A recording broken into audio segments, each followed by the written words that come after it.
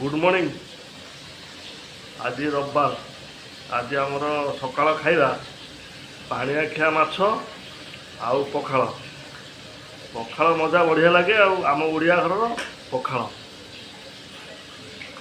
ये पाणिआखिआ माछ। आपण माने अच्छी पाणिआखिआ माछ आमर पारादीप साइड आम घर पाणिआखिआ माछ आउछ। सकाଳେ बजारू आनिक आइली भजा है आ पखाଳ भात खिया हम।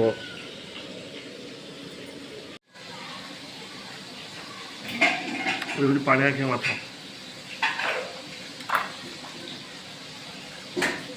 कंटा जोर टिके किंतु पूरा इलिश टेस्ट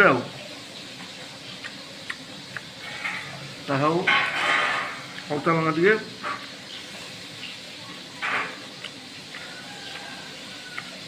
सकाल माछ भजा पखाड़े पूरा पूरा शांति गाधे पाधे आपण मानकर आज कौन आइस होती कमेंट कर जनइबे। रही।